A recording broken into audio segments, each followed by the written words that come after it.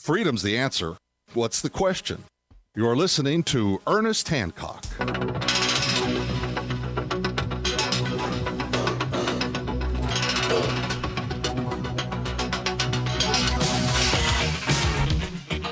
Welcome back to Declare Your Independence with me, Ernest Hancock, and my good friend, long time, Dean Pleasant.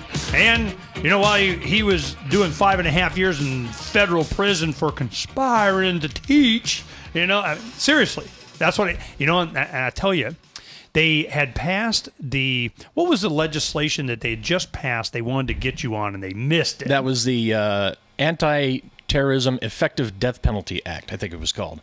And it was after Oklahoma City. They got to pass something. Passed because of Tim McVeigh. And the day that they arrested you, the day they signed it into law, but you had been indicted in a grand jury. A dozen of you guys they went after had already been done before it actually became law. Right. Or your 5.5 years would have been 20.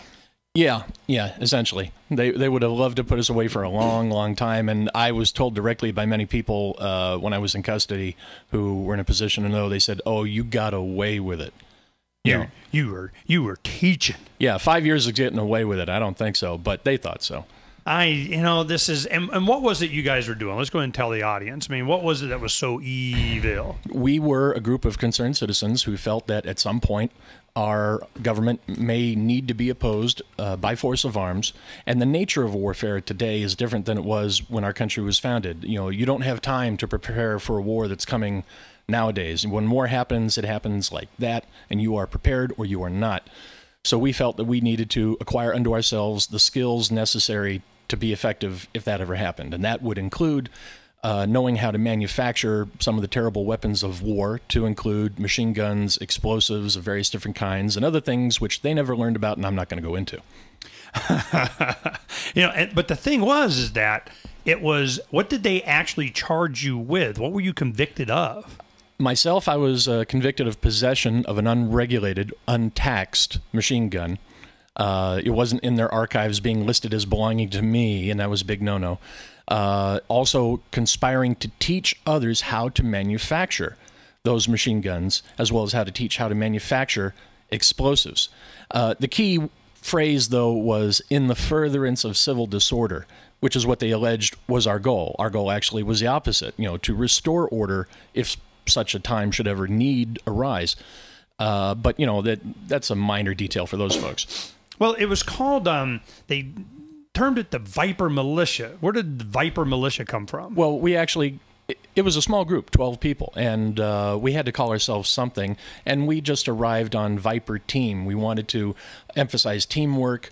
That's just what we called ourselves, but that apparently didn't sing in the headlines, so they called it Viper Militia. Well, you also competed, as a shooting team, didn't you? Not as a militia group. I mean, there were individual members in the militia group, of whom I was one, who would go out, and to keep our skills sharp, we would compete at various competitions. And that was a thing separate yet related to what we were doing. Well, it was related if they wanted to be related. Yes, exactly. So let's go ahead and continue where we were talking. And now we have the states that are used to having their own army to protect the state, which was the small U United States of America. That whole cultural concept was challenged and changed in federal law by them creating, the Dick Act, which made the state guard part of them. But explain that to me. How did they define the state guard? Where did that come from? The states always had that power? Governors always had what? Do they have it now? Did it get taken away? What? They have always had that power, and they have that power still. And they were called by different names. Sometimes they were called, the Tennessee Foot Infantry or the New York State Guard. They had many different names. But the lexicon at the time, at the turn of the century, about 1900, everybody tended to refer to these folks as the National Guard because they were supposed to guard the nation. They were supposed to guard the states primarily, but in doing so, guarding the nation. And I'm sure there was some PR firm that was pushing that national thing. Well, Americans have always loved to spectate war, if not actually participate in it. Everybody likes to be in a winning team, and, America is one big team, or so we're told. And the various different states, depending on where they sat on the borders of the country, did or did not necessarily spend a lot on their state guard. It also depended on how new were they converted to a state from having been a frontier with issues such as Indians and things like this. And so there was a mishmash.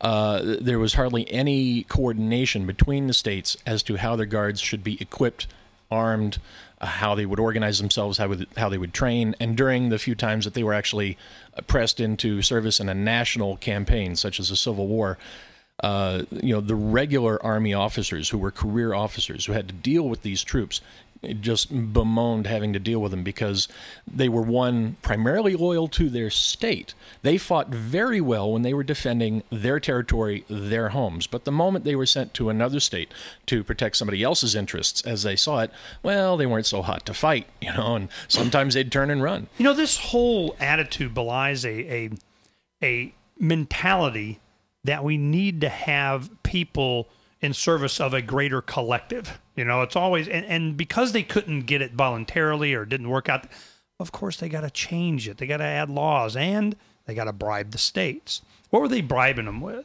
The state, let me cut to where I want this to go so we can, learn something with the current legislation now. The reason this came up, I was talking to Senator Jack Harper. He introduced legislation that would give the governor of Arizona, Jan Brewer, control over her own state guard kind of thing. Now, of course, it's all in the name of immigration. We're going to go on the border and we'll do it ourselves, rah, rah, rah. And my thing was, talking to Jack, this became a big issue here and different press calling me on it and all that kind of stuff. And I'm going, let me tell you the history. You guys don't understand the history. They have always been trying to get from our state constitution that provides for the individual to be able to do what you guys are doing in the federal government. Because it's like legalizing, marijuana, and it's still illegal because the federal wants to. It's the same kind of thing. Okay, you can manufacture your own guns without any BATF now in Arizona. As long as it's for Arizonans in Arizona, you can do whatever you want. Bite me. Didn't that pass? It did pass, although the ATF would disagree with you that it's legal. See, this is my point, okay? So now you have the state guard is in our Constitution. She could do that. They've taken it away. So I talked to Senator Harper, and I said, look, you don't have to create another one. You just take back what you had. Or you could, don't need legislation. You can just do it. I mean, it's in our Constitution. But what I'm afraid of is the way they were wording it. They wanted to take the unorganized militia that's already outside of anybody's control, and they want to put it under the control of the governor. Then that's just one more step. It's federalized. They already did it. So that is one potentiality. For instance, that legislation you talked about earlier that we spotted. If it's potential, they can take it. That means what? Back in '94, when I first spotted that, in my opinion, what that was for was a backdoor for gun control to be used at some later date. They weren't going to immediately, as soon as it passed, say, okay, all you guys in the unorganized militia, you now have to declare your equipment and register with the adjutant general.